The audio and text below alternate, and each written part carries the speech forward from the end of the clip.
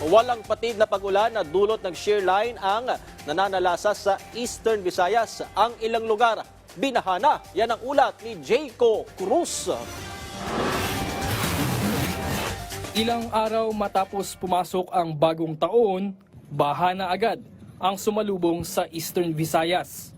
Sa isang video na ibinahagi sa social media, makikita ang gutter deep na baha sa Tacloban City. Ganito rin ang sitwasyon sa Carigara, Leyte, kung saan nagmistulang swimming pool ang kalsada. Bukas, balik eskwela na sana.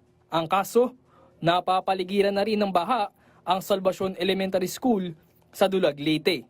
Sa Las Navas, Northern Samar naman, abot binti na ang baha, dulot pa rin ng walang patid na buhos ng ulan. Sa iba pang bahagi ng Eastern Visayas, kulay lupa at mataas na ang level ng tubig sa ilog na ito sa Dolores, Eastern Samar.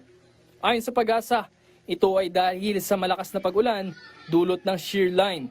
Nakataas na ang red heavy rainfall warning sa Eastern Visayas, kabilang dito ang Albay, Sorsogon, Masbate, Eastern Samar, Northern Samar, Samar, Biliran, Leyte, Southern Leyte, Cebu at Negros Occidental. Bilang tugon sa nagpapatuloy na pag-ulan sa Kabisayaan, nananatiling naka-alerto at handa ang Department of Social Welfare and Development. Nakaantabay ang mahigit 142 million pesos na halaga ng available relief resources.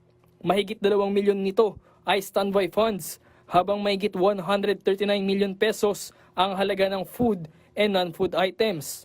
Nagpaalala rin ang Health Department sa publiko na maging maingat para maiwasan ang mga aksidente dulot ng pagbaha. Kabilang dito ang pag-iingat sa mga butas sa kalsada, paggamit ng flotation aid at paglikas ng maaga kung may banta ng pagbaha. Jayco Cruz para sa Pambansang TV sa Bagong Pilipinas.